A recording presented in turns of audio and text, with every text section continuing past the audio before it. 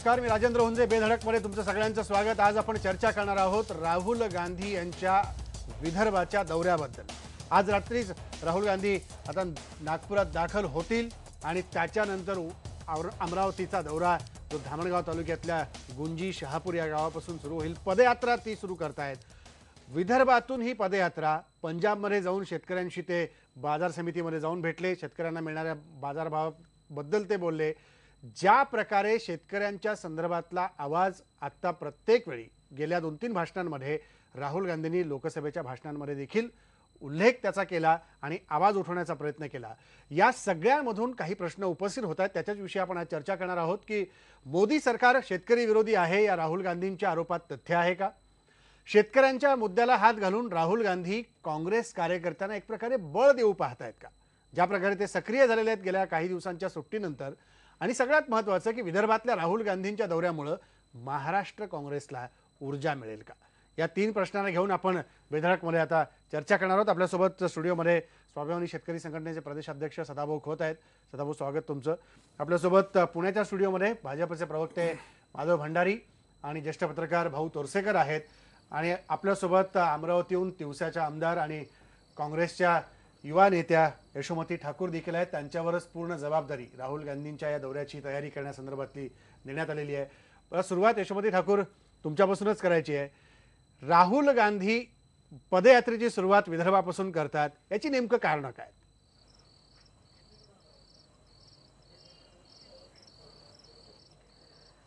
आपल्याला ठाऊकच आहे की आता विदर्भामध्ये खूप मोठ्या संख्येमध्ये आत्महत्या झालेल्या आहेत. राहुल गांधी मुळात एक फार सेन्सिटिव्ह नेता आहेत आणि जमिनीसोबत ते जुळलेले आहेत.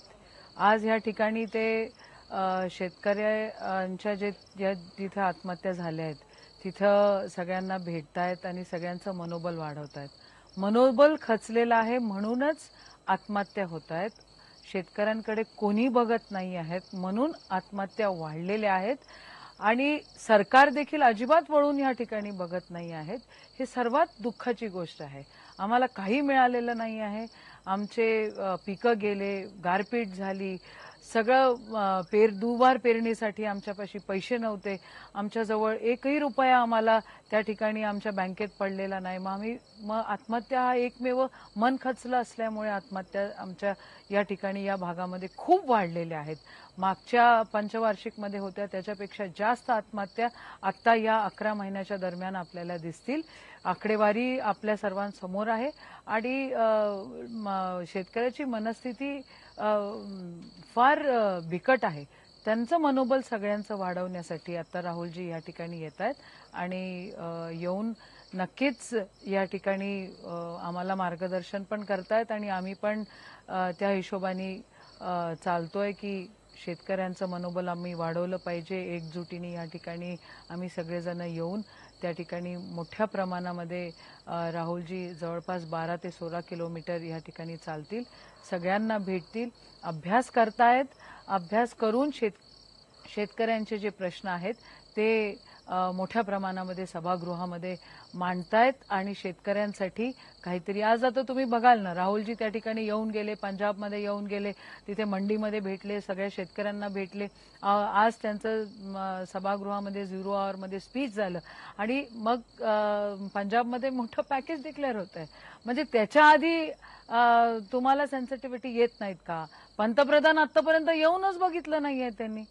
सगळे देश, अख्खं जग त्यांना फिरायला वेळ मिळतोय, पण जिथं त्यांना सर्वात जास्त लोकप्रतिनिधी ज्या भागातून मिळाले तिथं त्यांना वळून यायची वेळ त्यांना सापडत नाहीये. It is so surprising.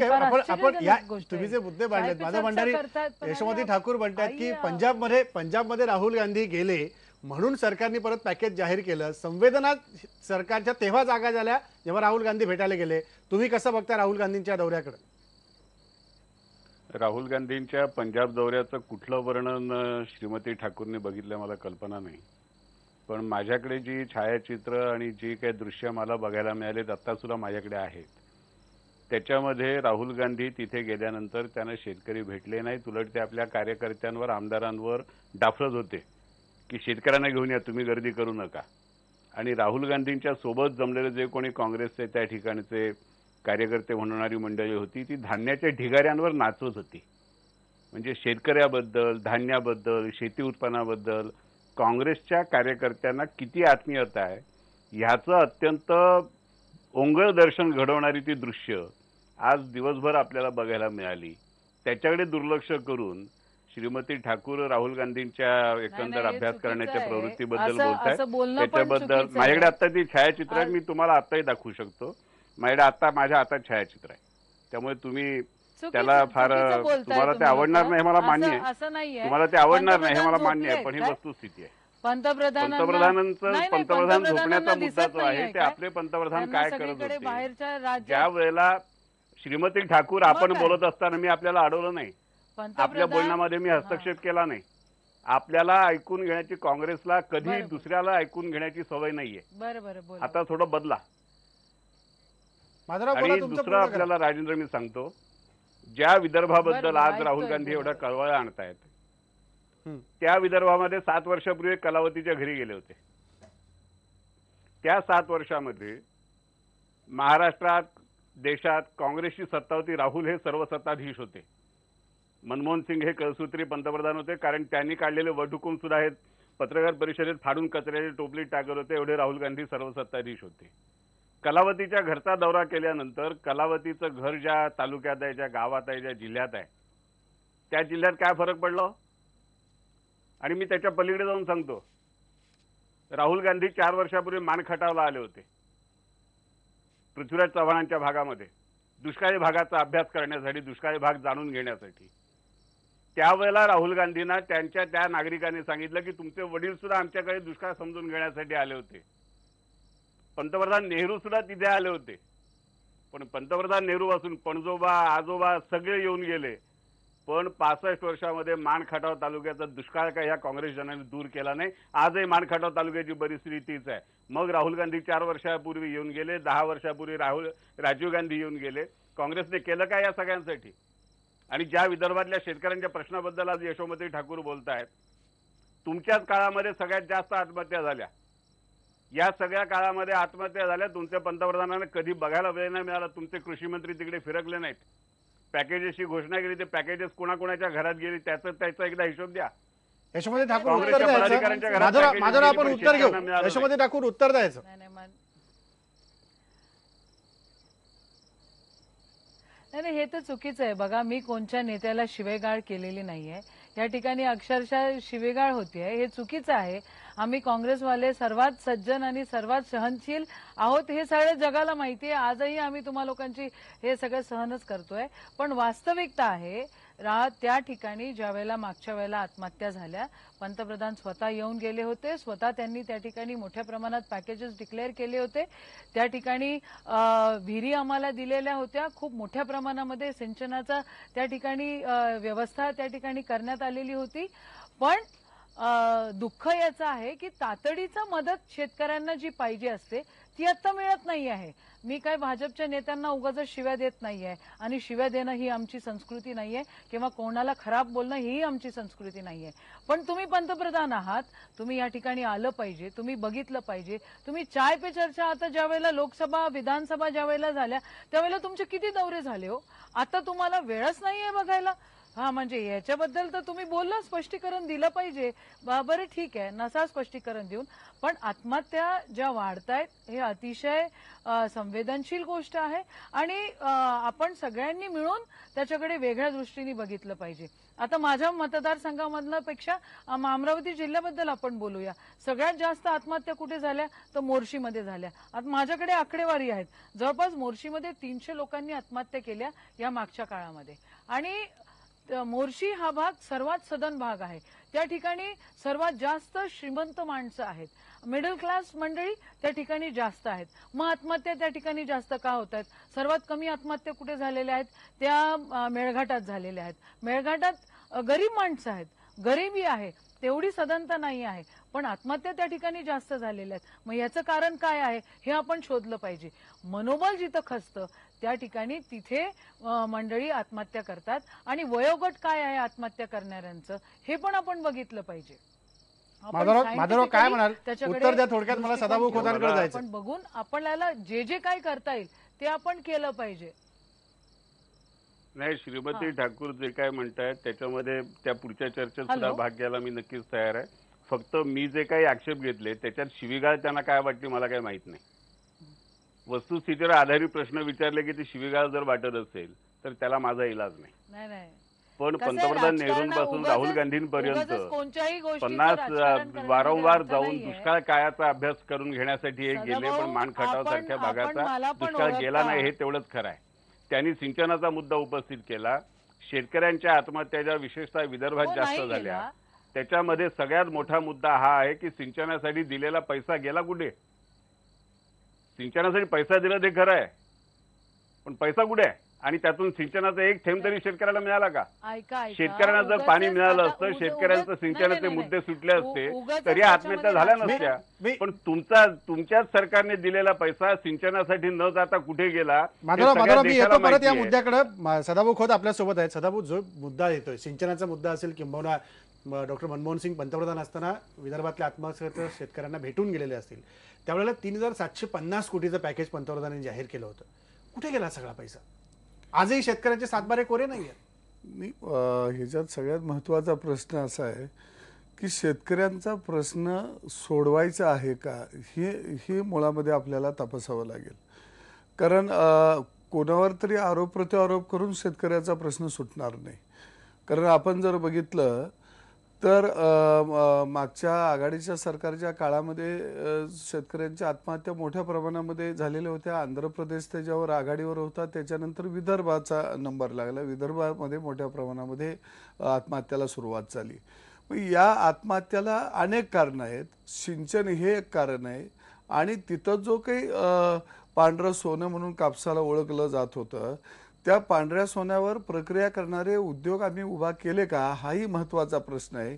आणि बराच काळ सत्ता काँग्रेसनं भोगलेली होती आणि मग मोठा काळ जर काँग्रेसला सत्ता भोगण्यासाठी जर मिळाली असेल तर मग विकास हे सरकार करत नाही म्हणून आत्महत्या करत आहे. मग तुम्ही 50-55 वर्षाचा एवढा मोठा काळ मिळाला, त्या काळामध्ये तुम्ही का तिथं उद्योगधंद्याचं जाळं उभा केलं नाही, का तिथं तुम्ही सिंचनाच्या व्यवस्था उभा करू शकला नाही, हेही महत्त्वाचा प्रश्न आहे. आणि म्हणून एका बाजूला शेतमालाला भाव द्यायचा नाही आणि शेतमालाला भाव मागायला शेतकरी आला की त्याला गोळ्या घालायच्या. कारण मला आजही आठवतं की कापसाच्या आंदोलनामध्ये जवळजवळ 25 ते 26 शेतकऱ्यांना गोळ्या घालून मारलं गेलेलं आहे. अगदी मावळचं उदाहरण घेता येईल. पाणी मागायला शेतकरी आला तर त्यालाही आपण गोळ्या घातलेल्या आहेत. अगदी ऊस आंदोलनामध्ये आम्ही भोगलोय, 2 शेतकऱ्याला आपण गोळ्या घातलेल्या आहेत. म्हणजे त्या काळामध्ये फार मोठं रामाचं राज्य होतं आणि शेतकऱ्याला आम्ही सगळे माया देत होतो, प्रेम देत होतो. असं काही नव्हतं की आता रामराज्य आलं असं तुम्हाला म्हणायचं आहे का? नाही, आजचा म्हणजे सरकार बदललं परंतु धोरणं तीच चालू राहतात आणि तीच धोरणं राहत असल्यामुळे शेतकऱ्यांच्या मनामध्ये नैराश्य तयार होतं आणि त्या नैराश्यातून शेतकऱ्याच्या आत्महत्या होत आहेत. पॅकेज हे त्याच्यावरचा उपाय असत नाही. पॅकेज ही लोकप्रिय सवंग ची एक घोषणा आहे. कारण आम्ही पॅकेज दिलं काहीतरी करतोय असं दाखवायचं. मूळ रोग कधी हटवणार आहे, त्याचं मूळ रोगाचं निदान करणार का नाही, का वर्षानुवर्ष आपण पॅकेज आणि हा मलमपट्ट्याच करणार या आहोत? मलमपट्ट्या किती दिवस करणार हा खरा मुद्दा आहे. मला ब्रेक घ्यायचा आहे भाऊ. त्याच्या आधी ज्या प्रकारे राहुल गांधी 57 दिवसाच्या सुट्टीनंतर आल्यानंतर आपल्याला खूप सक्रिय झालेले दिसत आहेत, आक्रमक झालेले दिसत आहेत, ज्या शेतकऱ्यांच्या जवळ जाऊन पुन्हा एकदा ती कैफियत संसदेपर्यंत नेण्याचा प्रयत्न राहुल गांधींचा होतोय, तुम्ही काय काय पाहता? नेमकं राहुल गांधींचा प्रयत्न काय आहे? मी हा भाऊ. राहुल गांधी हे खूप संवेदनशील आहेत असं आता काँग्रेसच्या प्रवक्त्या म्हणाल्या. मला एवढंच वाईट वाटलं की जर 1.5 महिना आधी त्या संवेदनशील झाले असते तर अलीकडच्या काळात झालेल्या आत्महत्या वाचल्या असत्या. कारण राहुल गांधी आले मगच सरकार पॅकेज देतं, तर ही संवेदनशील न दाखवता अर्थसंकल्पीय अधिवेशनाच्या तोंडावर त्यांनी 1.5 महिना बेपत्ता राहायला नको होतं. कारण ते जर बेपत्ता राहिले नसते तर कदाचित मोदींनी लवकर पॅकेज दिलं असतं आणि लवकर पॅकेज दिलं तर निदान 500-600 आत्महत्या वाचल्या असत्या, असं त्यांचं लॉजिक मान्य केलं तर मला वाटतं. प्रश्न असा आहे की त्यांनी आत्ता जो कोणीतरी कलावतीचा मुद्दा काढला ती 2008 मधली अणु कराराच्या वेळची गोष्ट आहे की अणु कराराच्या वेळेला सरकारवर विश्वास प्रस्ताव अविश्वास प्रस्ताव आला त्यावेळेला राहुल गांधींनी लोकसभेमध्ये कलावतीचा विषय काढला होता, जो विदर्भातला होता. पुढे काय झालं 7 वर्षात? 7 वर्षामध्ये इतकं संवेदनशील आणि इतकी मदत झाली की त्या कलावतीच्या जावयाने पण आत्महत्या केली आणि मुलगी सुद्धा विधवा झाली. हा इतिहास विसरून आपल्याला पुढे जाता येत नाही. हा पण जो राजकीय आखाडा बनवतो त्याचं काहीतरी गांभीर्य पाहिजे. कुठेही गांभीर्य नाहीये. आपण जर 60 वर्षामध्ये ही व्यवस्था कुठचीही निर्माण केलेली नाही, त्याचे हे परिणाम आहेत.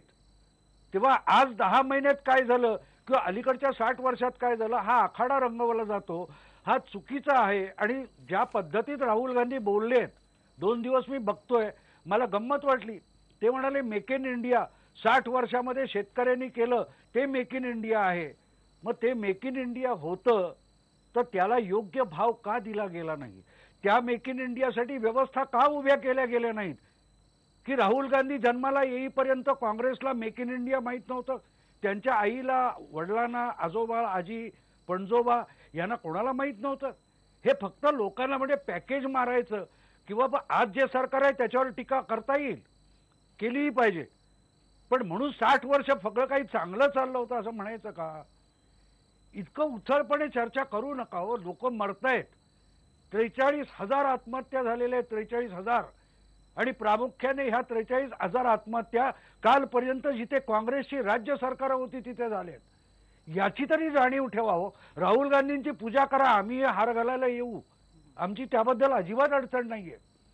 पण माणसं मरतायत, ती माणसांविषयी संवेदनाशील दाखवा. जेवढी संवेदना तुम्ही राहुल गांधींबद्दल दाखवताय तेवढी मरणाऱ्या माणसांबद्दल दाखवा. एवढी हात जोडून विनंती आहे काँग्रेसच्या प्रवक्त्यांना आणि सगळ्या राजकीय पक्षांना. मला याच मुद्द्यावरती ब्रेक घ्यायचा आणि ही चर्चा पुढे न्यायची आहे की ज्या पद्धतीने राहुल गांधी येत आहेत आणि आपण बाकी सगळ्या गोष्टींची चर्चा करतोय, पण ही सक्रियता ही काँग्रेसला किती बळ देऊन जाईल? काँग्रेस कार्यकर्त्यांमध्ये पुन्हा एकदा बळ देण्याचा प्रयत्न राहुल गांधींच्या याच्यातनं आहे का? हाही मुद्दा आहे. ब्रेक घेऊ. ब्रेक नंतर आपण त्यावर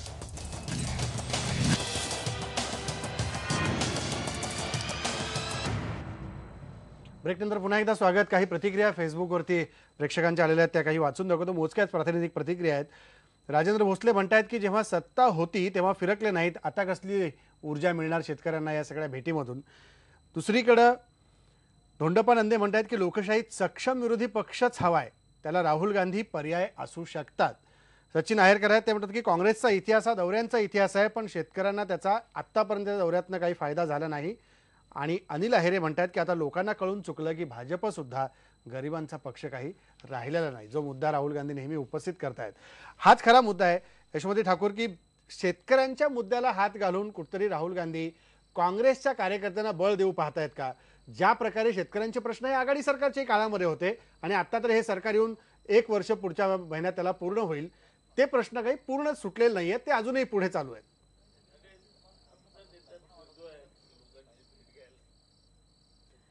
नाही, राहुल गांधी आल्यानंतर आम्हाला बळ मिळणारच, तो काही विषयच नाहीये. आता सदाभाऊ फार विचित्र बोलले की तुम्ही पूजा करा. पूजा करायचा विषय नाहीये. सेन्सिटिव्हिटी आहे लोकांबद्दल, आम्हाला आपुलकी आहे, शेतकऱ्यांबद्दल आम्हाला आपुलकी आहे, म्हणून आम्ही त्या ठिकाणी करतोय. आता राहुलजी यायच्या आधी आम्ही युवक काँग्रेसवाल्यांनी सगळेजण त्या ठिकाणी गेलो. आपुलकी म्हणून आमची एक संस्था आहे, आम्ही युवक काँग्रेसवाले सगळे जोडलेलं. आता या कार्यक्रमानंतर सगळे बहुतेक सगळ्यांना आपल्याला त्यांना भेटायला मिळेल. आमची जी युवक काँग्रेसची टीम होती, प्रकाश भाऊ साबळे आणि बाकी सगळेजण, आम्ही सगळ्यांनी जाऊन त्यांचा उदरनिर्वाह त्या ठिकाणी केलेला आहे. असं नाही की आम्ही काहीच केलेलं नाहीये. आमचे नेते आहेत, ते आल्यानंतर आम्हाला प्रेरणा मिळणारच, आम्ही त्यांच्यासोबत चालणारच. काँग्रेस तुम्ही जे म्हणताय प्रोत्साहन मिळतंय, नक्कीच मिळतंय, त्याच्यामध्ये काही वावगच नाहीये. पण सदाभाऊ कोणत्या पक्षामध्ये आहेत हे मला कळत नाही, कोणत्या सत्तेत होते आणि कोणासोबत आहेत कोणासोबत नाहीत हे अजिबात आम्हाला कोणाला समजत नाही. आता वादविवाद मला घालायचा नाहीये या ठिकाणी. पण आम्ही जेव्हा सत्तेत होतो त्यावेळेला खूप मोठ्या प्रमाणामध्ये आम्ही शेतकऱ्यांना कर्जमाफी केलेली होती. ही वास्तविकता आहे. कर्जमाफी करण्याची हिंमत काँग्रेसचीच आहे आणि आम्ही ती केली. शेतकऱ्यांना त्याचा फायदा झाला. त्यावेळेला शेतकरी आत्महत्या फक्त विदर्भामध्ये होत होत्या, आता सगळीकडे वाढल्या आहेत. पंजाबमध्ये होत आहेत, हरियाणात होत आहेत, ऊसवाले आपले ऊस जाळून टाकतायत, द्राक्षवाले पण आत्महत्या करायला लागल्यात.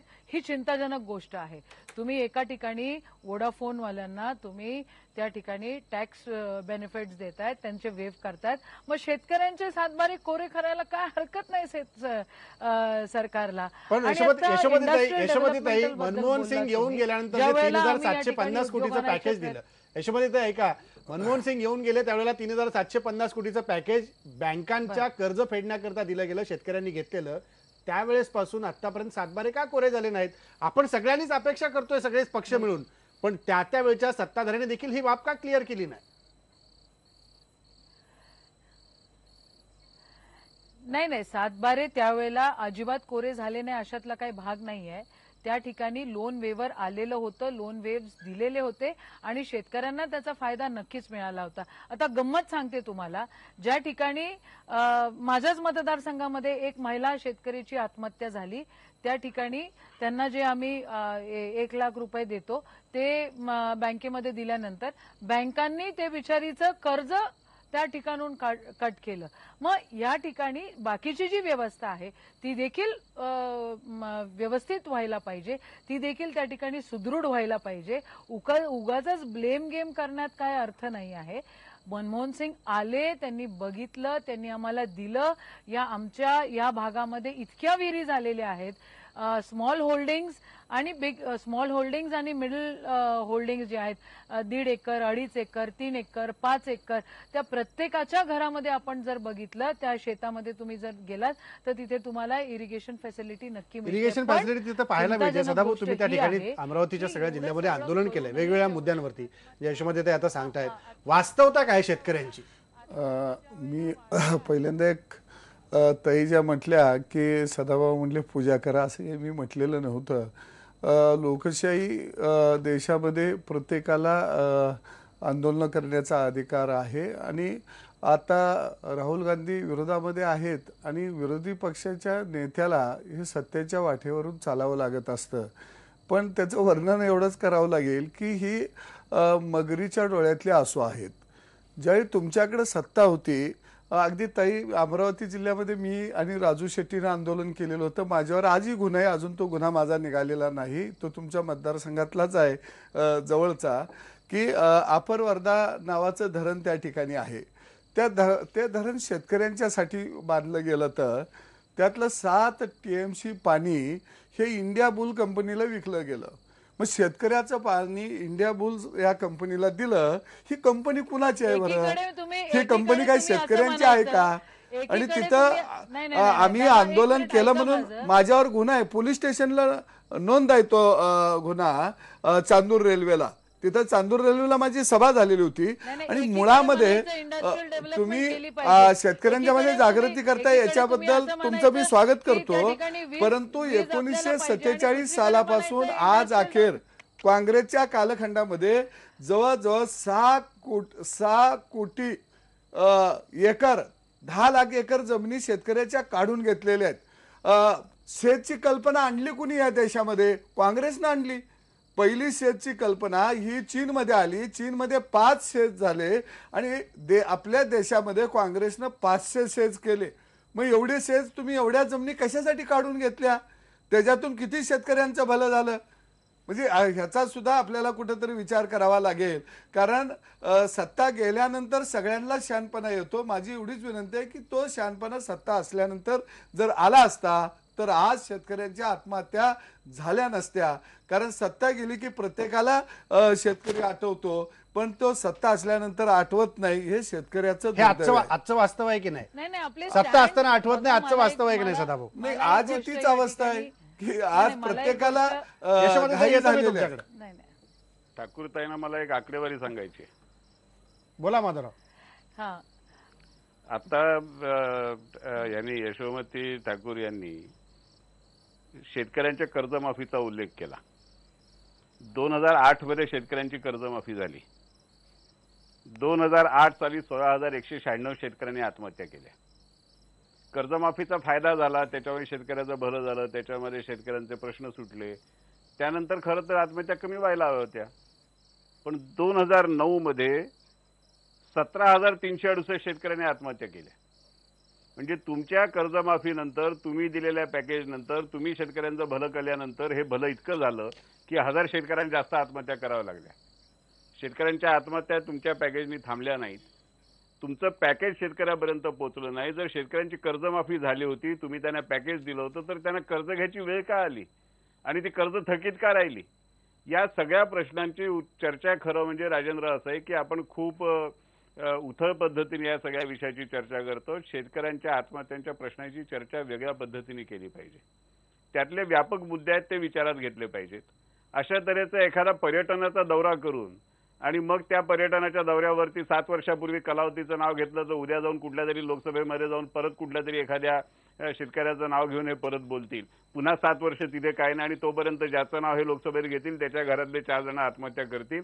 अशा पद्धतीने शेतकऱ्यांच्या प्रश्नांची चर्चा होऊ शकत दौरे नाही. कोण करत आहे? पर्यटनाचे दौरे ठाकूरताई, तुम्हाला पंतप्रधान नरेंद्र मोदींच्या विदेश दौऱ्यांची जेवढी चिंता आहे, तुम्ही फक्त जनतेला एकदा राहुल गांधी 49 दिवस कुठे होते, काय करत होते या प्रश्नाची माहिती द्या.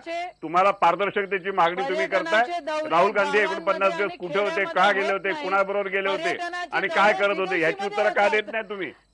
राहुल गांधींच्या दौऱ्यांची चर्चा तुम्हाला नकोय, पंतप्रधान मोदींच्या दौऱ्याची चर्चा पाहिजे, त्यांच्या शासकीय दौऱ्यांची चर्चा पाहिजे, पण ह्यांच्या गायब होण्याची चर्चा तुम्हाला करायची नाही. ती कारण द्या ना माहिती एकदा. ती का नाही देत तुम्ही? यशोमतीताई माधव भंडारी तुमच्याशी बोलत होते. माधव भंडारी तुमच्याशी बोलतायत. सदाभाऊ खोत इथे स्टुडिओत आहेत. ऐका, माधव भंडारी तुम्हाला बोलतात, भाजपचे प्रवक्ते सदाभाऊ माझ्यासोबत स्टुडिओमध्ये आहेत.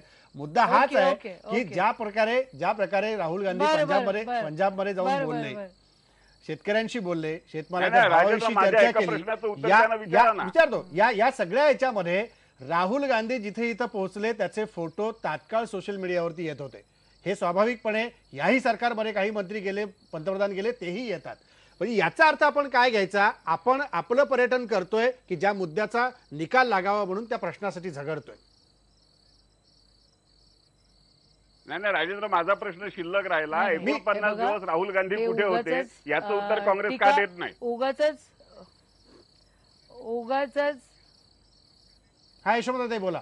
उगाचच चर्चा करण्यामध्ये काय अर्थ नाही आहे. त्याच्यामध्ये सायंटिफिक फाइंडिंग आपल्याला बघितलं पाहिजे. शेतकरी आत्महत्या वाढतायत ही आपल्या देशासाठी फार घृणास्पद गोष्ट आहे. ह्या कुठेतरी थांबल्या पाहिजे. आम्ही त्या ठिकाणी शेतकऱ्यांचं सांत्वन करण्यासाठी जातोय. सत्ताधारी पक्षांनी पण त्या ठिकाणी यावं, पंतप्रधानांनी पण यावं, आमचे जे मुख्यमंत्री आहेत त्यांनी पण त्या ठिकाणी यावं आणि त्या ठिकाणी जे शेतकऱ्यांच्या आत्महत्या झाल्या त्या ठिकाणी त्या मंडळींचं सांत्वन करून त्यांचं मनोबल वाढवण्याचं काम करावं.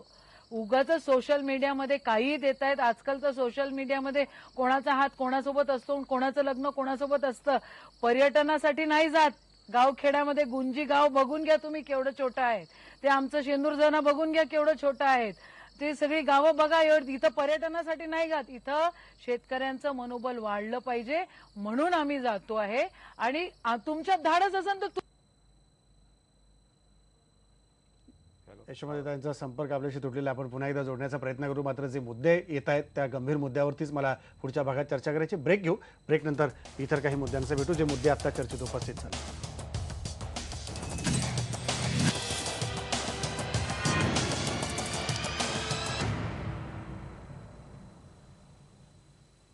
ब्रेक नंतर स्वागत तुमचं. मला भाऊ तुळसेकर तुमच्यापासून सुरुवात करायची आहे. शेवटच्या भागात आपण आलेलो आहोत. काही थोडके मिनिटं आहेत. ज्या प्रकारे राहुल गांधी आता विदर्भाच्या दौऱ्यावर आलेले आहेत, 7 वर्षापूर्वी ते तिकडे यवतमाळमध्ये देखील कलावतीला येऊन भेटलेले होते. यापूर्वीची ती परंपरा गांधींची सगळ्या राहिलेली आहे. राजीव गांधी असतील वर्ध्यातून नेहमीच सेवाग्रामपासून सुरू करायचे. इंदिरा गांधी नेहमी तिकडे यायच्या कुठल्या महाराष्ट्रातल्या दौऱ्यासाठीच्या सुरुवात करण्यापूर्वी. विदर्भातल्या दौऱ्यामुळं राज्यातल्या काँग्रेसला एक ऊर्जा मिळेल असं तुम्हाला वाटतं? अच्छा, नेत्याच्या याच्यामुळे ऊर्जा मिळेल असं नाही मला वाटतं. त्याचं कारण असं आहे की आपला पराभव मुळात का झाला याचा जर त्यांनी कारण मीमांसा अजून केलेली नाही तर त्यातून बाहेर पडणं अवघड आहे. तुम्ही राहुल गांधींचे आत्ता जे काही 49 दिवसाची तपश्चर्या वगैरे करून ते आले असं सांगितलं जातं आणि त्याच्यानंतर जे त्यांनी भाषणं द्यायला सुरुवात केली आहे, भेटी द्यायला सुरुवात केली आहे, त्यांचं जर बोलण्याची स्टाईल, बॉडी लँग्वेज किंवा त्यांचे शब्द डिलिव्हरी बघितली तर ते अजूनही लोकसभेच्या प्रचारात बोलतायत असं वाटतंय. आणि त्यामुळे मग ऊर्जा मिळणार म्हणजे काय, त्याच्यात काँग्रेसमधले लोक खुश असतील तर हरकत नाही. कारण दिल्लीमध्ये आपण बघितलं भाजप पराभूत झाला पण काँग्रेसचा पुरती नष्ट झाली दिल्लीमध्ये. आणि त्या उपर जर त्यांना त्याचा फेर विचार करायचा नसेल तर मग त्यांनी त्याला ऊर्जा समजावे. आपण कोण तक्रार करणार, कारण त्या पक्षाच्या सर्व्हायव्हलचा विषय आहे. राहुल गांधी ज्या पद्धतीत बोलतायत त्या पद्धतीत मला सांगा की आत्ता त्या यशोमती ठाकूर म्हणाल्या की आम्हाला एवढं पॅकेज दिलं होतं तेवढं पॅकेज दिलं होतं. हे पॅकेज कोणाकडे गेलं असा प्रश्न तुम्ही दोनदा विचारला, त्याचं उत्तर त्यांनी दिलं नाही. पण तुम्हाला आठवत असेल पी साईनाथ यांनी हिंदूमध्ये आर्टिकल लिहिलं होतं बरोबर. आणि त्याच्यात दिले की मुंबईमध्ये पेडर रोड आणि बॅकबेच्या बँकांमध्ये ते चेक दिले गेले शेतकऱ्यांचे. आता बॅकबे आणि तुम्हाला सांगा मला की नरिमन पॉइंट आणि तुमच्या पेडर रोडमध्ये राहणारे शेतकरी महाराष्ट्रात कोण आहेत, कसे का ते आत्महत्या करतात का, 4-4, 10 कोटीच्या फ्लॅटमध्ये राहणारे. याबद्दल जर विचार होणार नसेल तर मग ती ऊर्जा कुठची येईल मला कळत नाही. त्यांची ऊर्जा त्यांना लखलाभो, कारण त्यांना ज्यांना आपण का हरतोय का पराभूत होतोय याचा विचार करायची इच्छा नसेल त्यांना आपण कोण वाचवणार, ना ब्रह्मदेव वाचवणार. राहुल गांधी वाचवू शकत असतील तर उत्तम आहे. काय म्हणाल यशोमती ठाकूर?